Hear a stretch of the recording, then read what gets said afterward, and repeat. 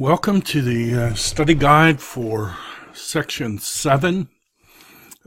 What I would like you to do as you study for this, make sure you listen to the MP3 recording of Genesis 1. I want you to listen to the whole chapter and see how far you can follow along, see if you can keep up reading as he reads through that text. I encourage you to do that every week. It will help your reading. You'll hear better how to pronounce the words, and so make sure you do that for Genesis 1. Be ready to translate on the quiz, anything from verse 1 to verse 15 in Genesis 1.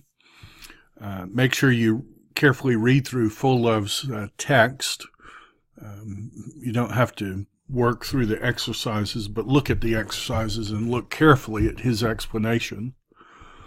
When we look at vocab for today, these will be the ones that are on the quiz. Av is father. Echad, we know from Yom Echad, one. Sadeh is field. Bo, this is a word that just occurs so many times. You see it everywhere.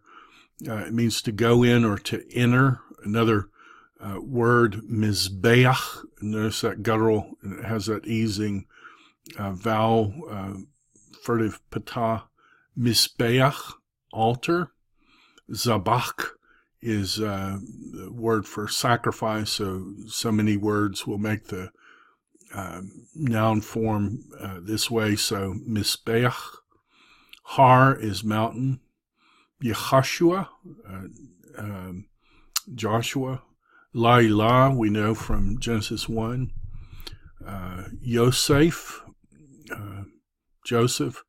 This looks very similar to the imperfect of the verb add. May he do it again. Ra'ah is graze, tend, or shepherd a flock. Pat is mouth. Am is people. Bat is daughter. So Ben is son. Bat is daughter. Shalom, you know. Boker, you know from Genesis 1. Chodesh means new moon. So Hadash is like new. So this is a noun form of that, new moon month. Le, two, we're familiar with. All upon. Shnaim is two. Notice it's a dual. Lakach, take hold of. Mishpat, that occurs everywhere. It's judgment. Way, Derek,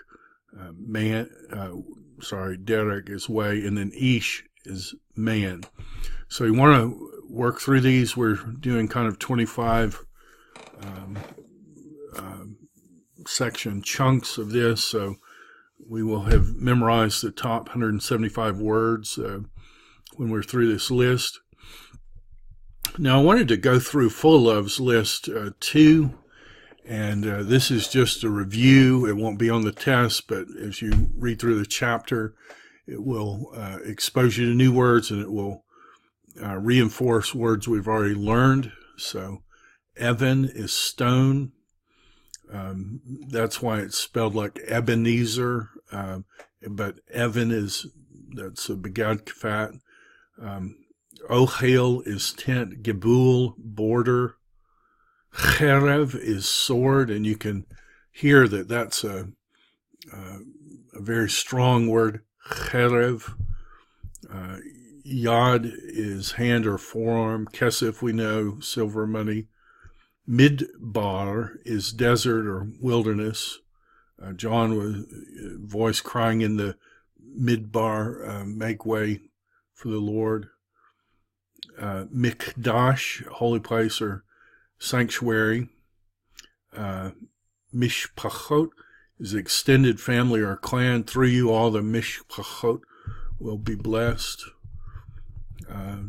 Na'ar, young man or servant, I wonder if it approaches the term boy. It's used of the servants of Abraham in the Genesis 22, and there it's like grown men, but it's also used of Isaac. The commander of David's army is called a Na'ar. Joseph is called a Na'ar when he's 70-something years old. So I wonder if, like Na'ara, the feminine version, that it doesn't mean unmarried man, but young man is the usual definition, and it is used of slaves. Nephesh is soul, but it's a strange word because Sheol has a nephesh. There it means almost appetite. So you have to look at the context to see exactly what this means. But if soul is kind of how you start, but it's also used of throat or neck. Eitz is tree, so Eitz Hayim, or the tree of life. Am is people or clan. Peh is mouth. Sar is prince or the king's representative. Sadat is field. Shem, we know, name. Sha'ar, gate, and Tavek, midst, and we know it, Betok, in the midst of the waters. So you don't have to memorize Full Love's list, but go over it is a review and to expose you to more words, but memorize this list of these 25 or so words, and that will be on our quiz. Also on the quiz will be the imperative, jussive, and cohortative forms. And the imperative is only in the second person, singular and plural. And the imperative is simply the imperfect without the performatives. So it's kitol, kitli, kitlu, kitolna. And the reason you don't have two shavas is whenever you have two together, the first one goes to a hierik. So these are the forms. The jussive, exactly the same as the imperfect usually. The cohortative, let me kill, has this comments hey on the end. Let us kill, comments hey on the end. These are cohortative, singular, and plural. You have a jussive. I suppose on analogy, you could have a jussive plural, let them do that. If you had that, it would just be the same form as the imperfect.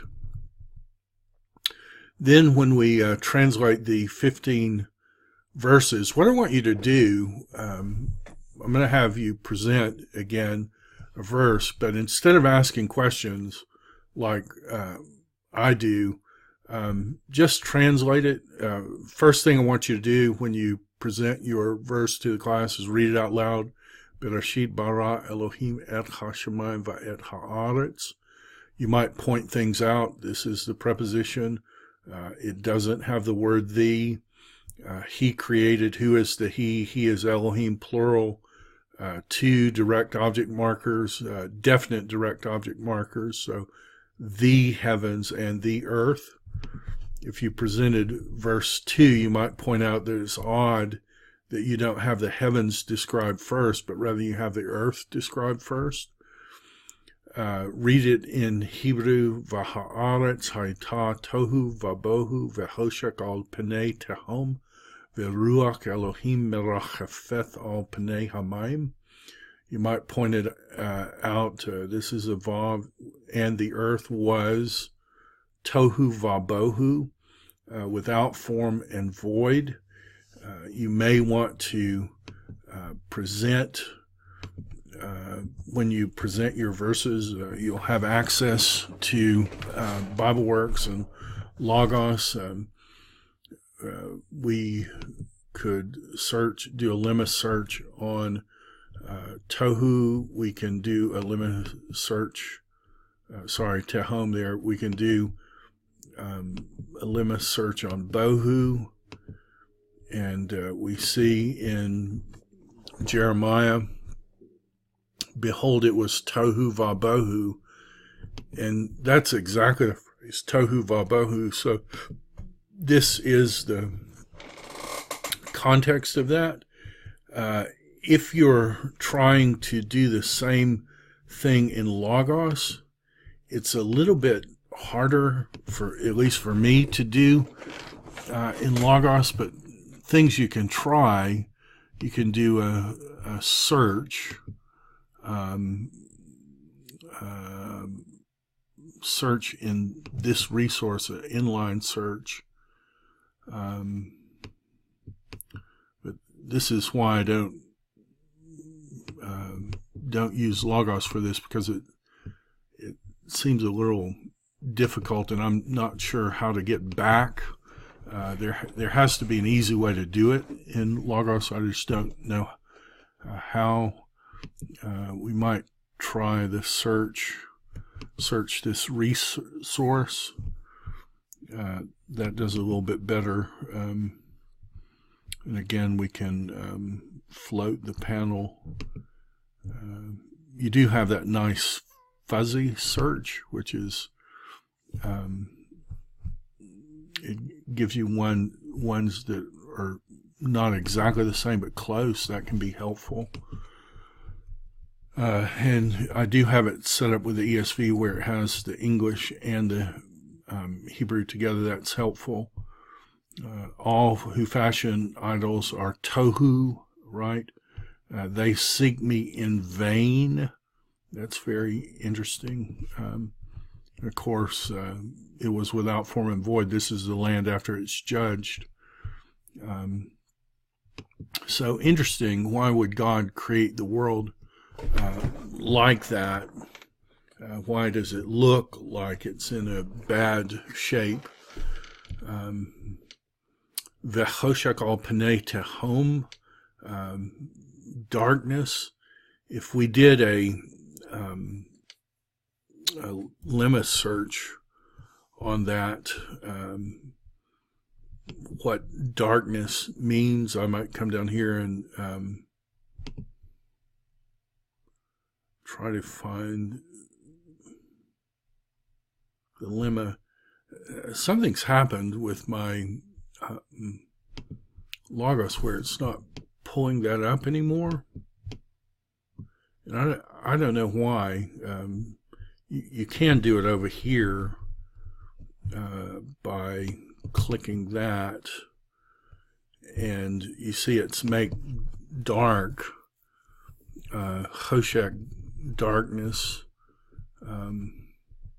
low or obscure, Heshekah, darkness, Mishhach, dark place.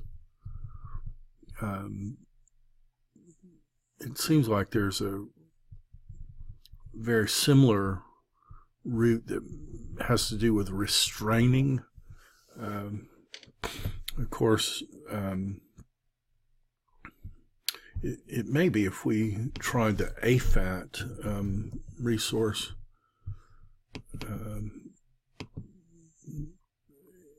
If you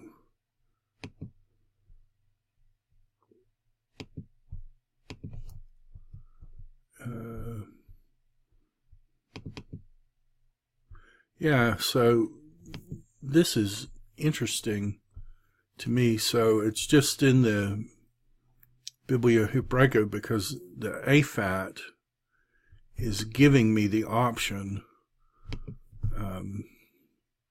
and for the life of me, I don't know why one is doing that and one's not.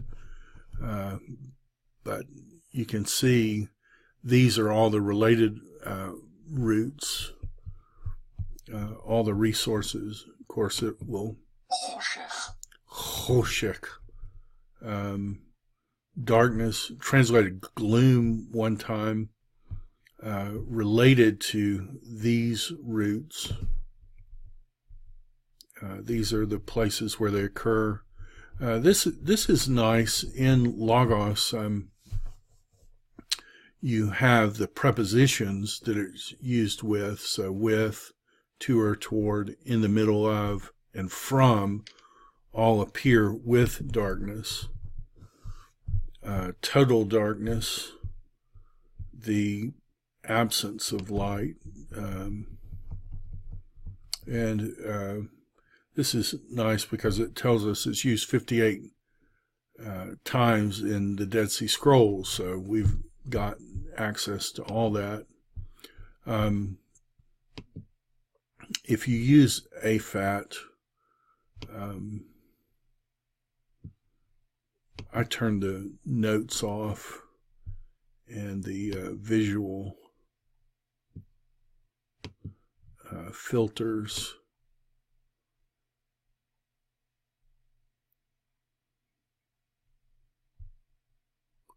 Yeah. So you can get at it if you use that different source. So I don't know what's wrong with that one. Maybe one of you guys can figure that out. But Choshek is on the Pnei Tehom. Tehom is deep. In the Septuagint, the earth was unseen and unprepared, and darkness was over the abyss. And I find it interesting that the abyss in the New Testament over and over again is used of the bottomless pit. So we've got the Bible ending with the abyss, the outer darkness, the bottomless pit. And that's how that word is translated in this verse. So, if I were presenting to you, I might point something out like that. The Ruach Elohim, the Spirit of God, was Merachefeth. If we look that up, we can see trembling, hovering and trembling, birds of prey, hover. But I know from studying this elsewhere, it's also used positively. If we do a lemma search, like an evil eagle that stirs up its nest, that flutters over its young. And if you see, that's a piel, and this is a piel participle. So I'm not convinced that a piel is a negative thing. It's certainly used positively here. But it is interesting because there are Jewish sources that take it as a negative thing.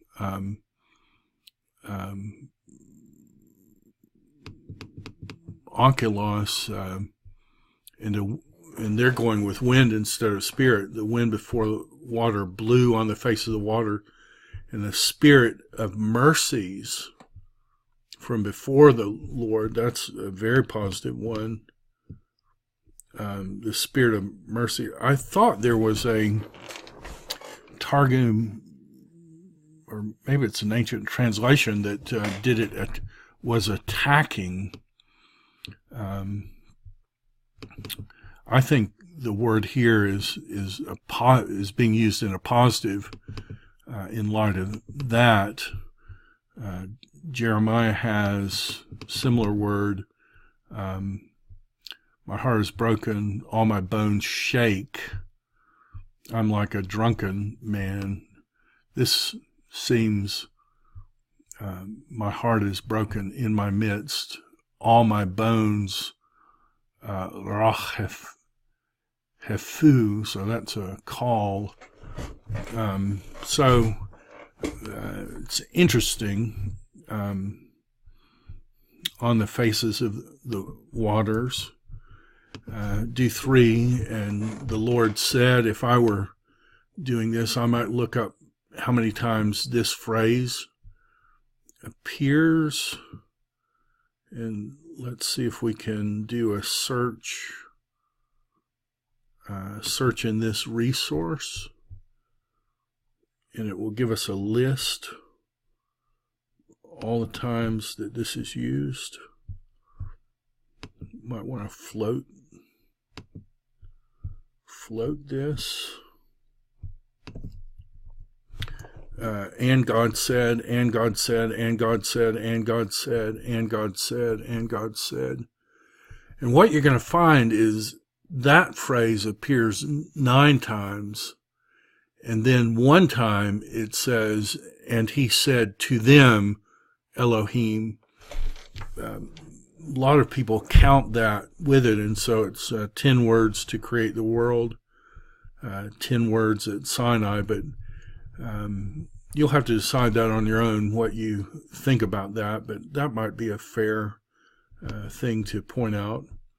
God said, let there be. This is a Jussive, which is a slightly short form. Here it's identical. Let there be light, and there was light. Converted, imperfect.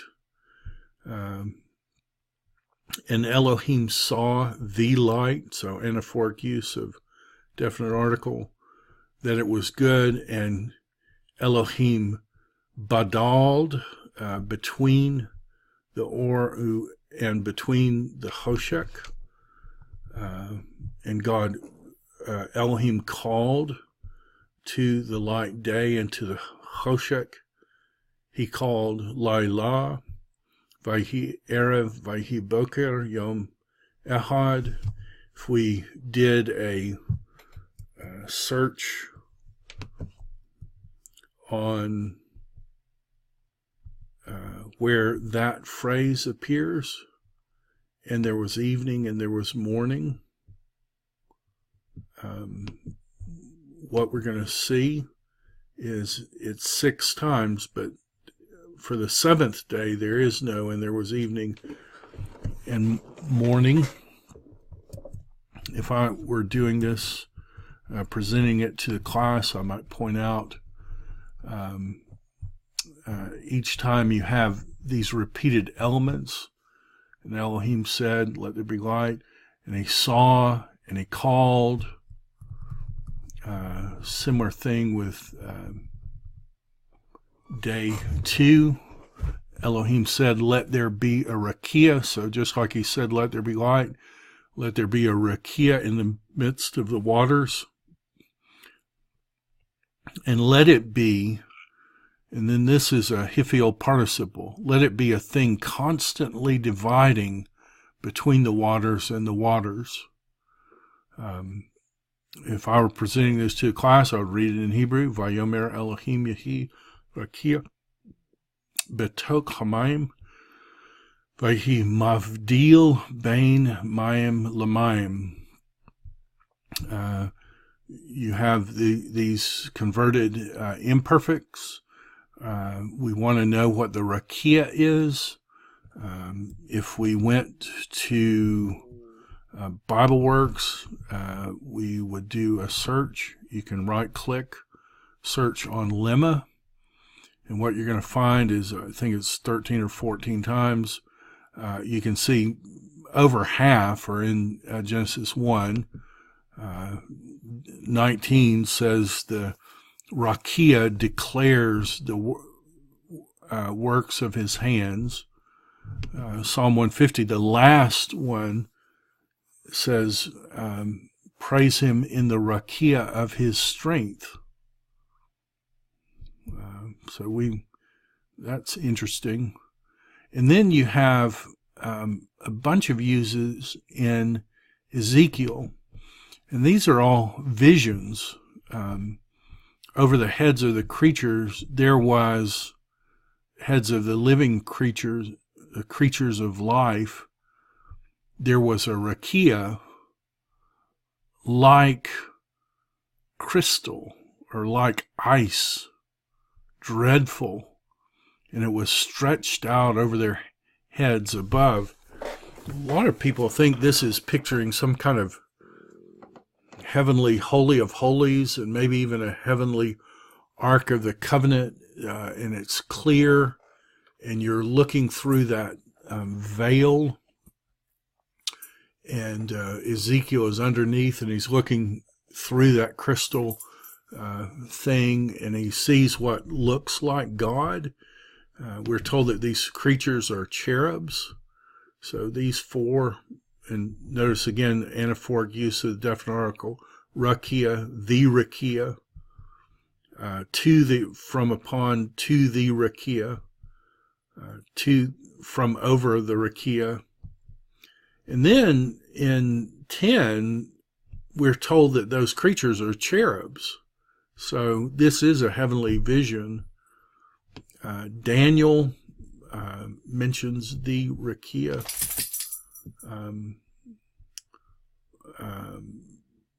They will shine like brightness in the rakia. And if we were just studying this on our own, we might go to Revelation 15, and it says, "Behold, I saw another sign in heaven, a great one, 7 angels, having the 7 plagues. For them the wrath of God is finished. And I saw what appeared to be crystal, what appeared to be a crystal sea, having been mixed with fire, and the ones having conquered from the beast and from his image and from the number of his name, I saw them standing there on the shore of the crystal sea. They had harps of God in their hands, and they sang the song of Moses." And just bells go off for me in biblical theology, because I know that they sing the song of Moses when they cross the Red Sea. So, how much or how little of all that comes to here, and what is this thing separating waters to waters? And are these upper waters like the crystal sea? Elohim made the rakia, anaphoric, and he caused, or the rakia caused, a separation between the waters which were under the rakia and the waters which were above the rakia. And it was so. Of course, this is a repeated element in the story. Just like on day 1, God names the rakia. God called to the rakia Shemayim. So what is the rakia? Well, the simplest definition is it's the Shemayim. And we're going to see below that the Shemayim is where the thing in which the birds fly.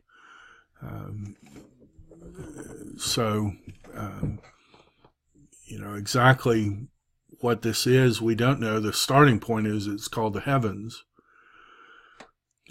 We could do a root search. We would do that in Logos by coming here, doing the lemma search. The lemma search gets me to the Bible word study. I float this panel. We can see, the different expanse, the plate, the firmament, the expanse, the base. If we go down, we're going to see that these are the roots, and it comes from to spread out or to trample or to stamp or to beat out. So some people are going to see a rakia as like a beaten metal plate. Rakah can be trampled, like if you smash down in the dust. This is a proper name.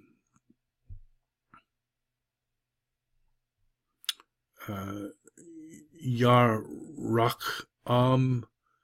and the smashed metal plate, a rikua. You can hear the similarity of that. These are the prepositions.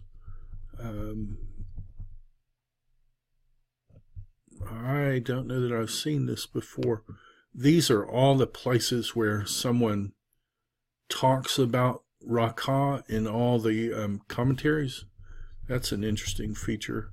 And we do have access that it's used 20 times in the Dead Sea Scrolls. If we look at the Dead Sea Scrolls, a lot of these are just Bible passages, and what these numbers mean is this is K4 of Qumran. It's the second manuscript that they found, and so you can see a lot of these are just Bible text at Qumran. It is used in the sectarian passages at Qumran, and it talks about rakias flying on the wings. It talks about spirits being dissolved into the rakia. So I don't know. It may be a pretty complex thing, but it's worth our looking at it. If we did that same search in BibleWorks, the way you do it in BibleWorks is do a cross version search. Search and display all same language things, and then when you search the lemma, it's going to tell you that it appears 17 times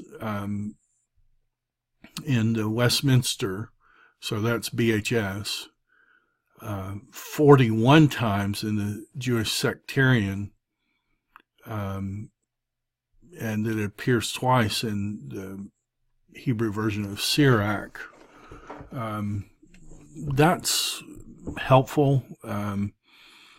It would be nice if we had access to the sectarian manuscripts. We do.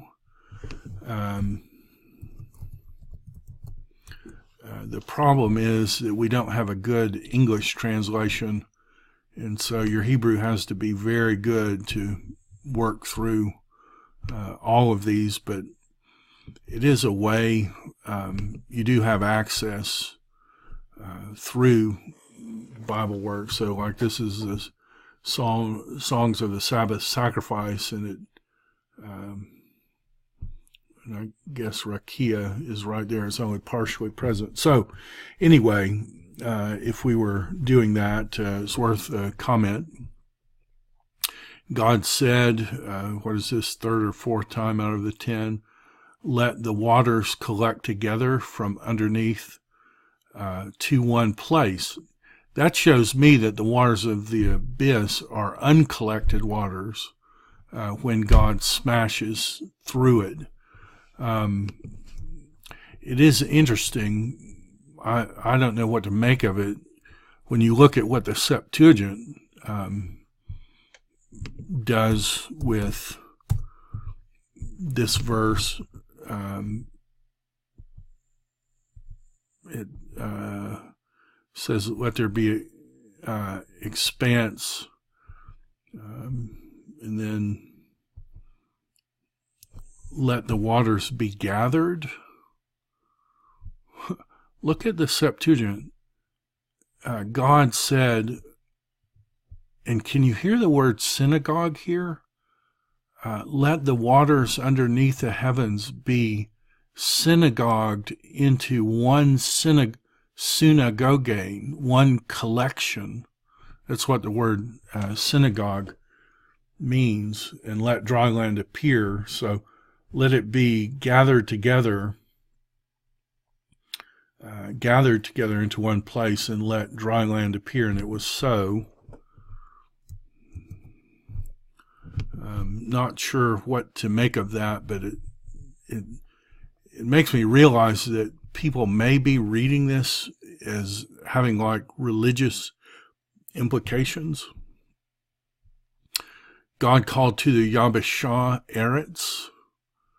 Of course, that raises the question what Eretz is in 1:1. Should we think of a globe, or should we think of God made raw material, and then out of that raw material he made the earth?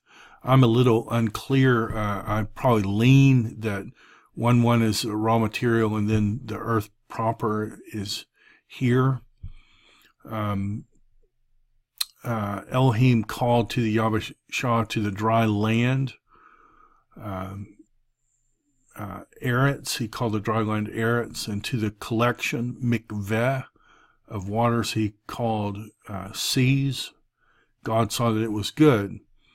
And I think Gustavo, or I can't remember who made the comment, but it's absolutely right that you look at this phrase, God saw that it was good, search on phrase, and what you get is just these times. Only 5 out of the 6 days are called, have this phrase, God saw that it was good, which makes you wonder, why is God omitting day 2? Another place, in chapter 2, we're going to see God saw that it was not good for man to be alone. But then this one blows my mind, 6:1.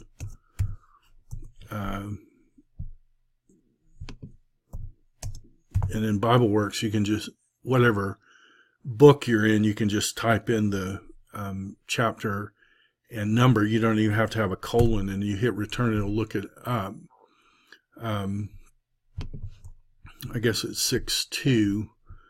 The B'nai Ha-Elohim saw, the Banot Ha-Adam, the sons of God saw the daughters of Adam. And this is usually translated that they were beautiful. And that's absolutely what it means. But notice it's that they were good. And you wonder if this is some kind of echo of the garden narrative, where Eve sees that the tree is good and she takes. And now you have the sons of God seeing that the daughters of Adam are good and they take. So it's, something we can look at.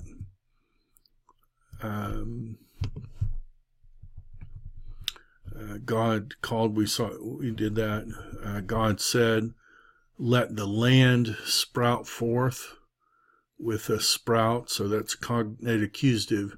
And then this is apposition, herbage, seeding seed, so hiphil participle, cognate accusative, seeding seed, comma,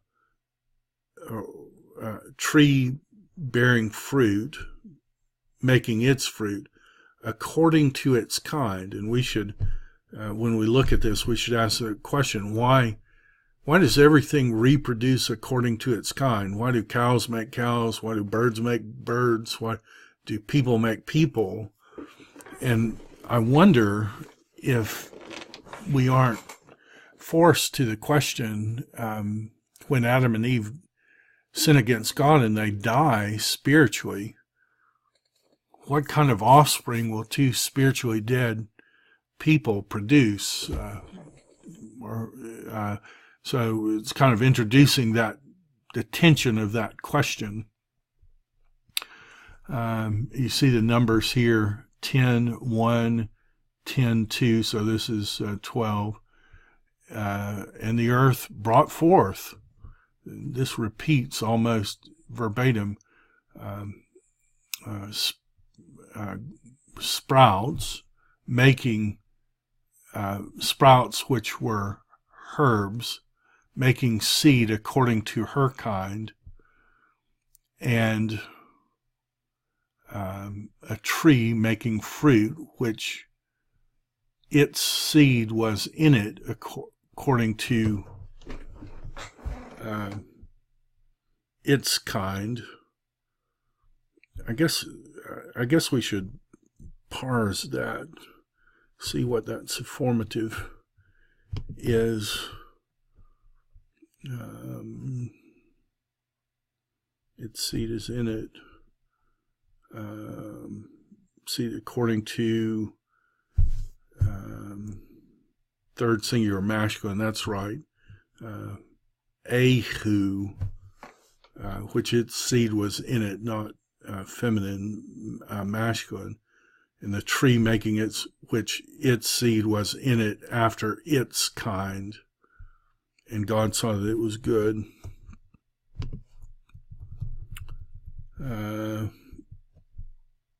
And herbage came about. Herbage, I'm not sure how to say that word. Sorry, I'm reading the wrong thing. And there was evening, and there was morning, a third day. Of course, we've noticed it's day one, a second day, a third day. So this is indefinite. Why is that? And Elohim said, let there be lights in the rakia of the heavens, lights, and then this is an infinitive construct, to cause a separation. So God separated the light and the darkness. The rakia separates the waters and the waters. And now the lights cause a separation between the day and between the night. And let them be for lights, for signs, for seasons, for days, for years. All of these words are religious words, like festival words. This one's the unusual one. How are they signs? And if they're a sign, what are they signs of? If I were presenting that and I had time to look into it, I might ask where this word moedim appears elsewhere. If I do lemma search, I can type ESV. We can go through these in English. Let them be for signs and for seasons. About this time next year, this appointed time, Moed. Is anything about this time Sarah will have a son? God did exactly what he promised. God sets a moed. So you can see at least all these are religious festival words. So is God creating the raw material when he creates a way to track calendrical time over years.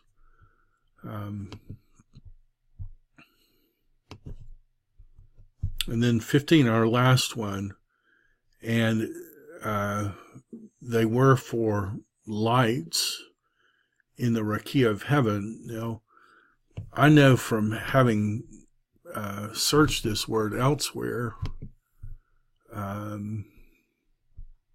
that in the tabernacle description, you have this word lamps, and the menorah is described in the Menorath HaMa'or, the menorah of the lamps. Of course, a menorah has 7 branches. And I'm reading this story, and it talks about lights and 7 days, and I wonder, like, is this presenting creation? The 7 days of creation is some kind of, like, cosmic tabernacle. And if that's what it is, that's kind of interesting to me. What exactly will that mean? All right, so that's what we're going to do when we study. See if you can translate all 15 of these. If you don't get it perfectly, just keep working to be better. Ask Jesus to help you and give the ability. Memorize this chart. and memorize these vocabulary words.